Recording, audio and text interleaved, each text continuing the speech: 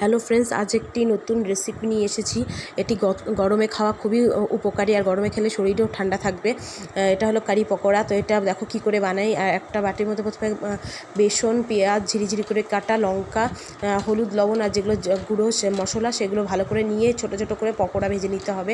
আর আরেকটা গামলার মধ্যে দই আর দইয়ের সমপরিমাণ জল দিয়ে ভালো করে নেড়ে বসাতে হবে যতক্ষণ বলক না আসছে। একটু লবণ দিয়ে নেব, দিয়ে মানে পরিমাণ মতো লবণ দিয়ে একটু ভালো করে ওটাকে গাঢ় হতে দিব। যতক্ষণ বলক না আসে ততক্ষণ গাঢ় হবে। আর পাশে কড়াইতে তেল, শুকনো লঙ্কা, কারি পাতা আর একদম ঝিরিঝিরি করে কেটে রাখা পেঁয়াজ দিয়ে ভালো করে ভাজতে হবে।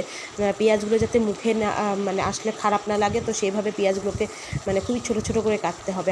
আর একদিকে দইয়ের মিশ্রণটাকে নাড়া দিতে হবে যাতে নিচে লেগে না যায়, ভালো করে নাড়া দিতে হবে। তো একদিকে আমি নাড়া দিচ্ছি, আর একদিকে দেখো আমি এটাকে তড়কা দিব বলে ওই কারি পাতা আর এটাকে ভেজে নিচ্ছি শুকনো লঙ্কা। আর এখন পেঁয়াজগুলো দিয়ে দিব, ঝিরিঝিরি করে কেটে রাখা, একদম ঝিরিঝিরি করে কেটেছি।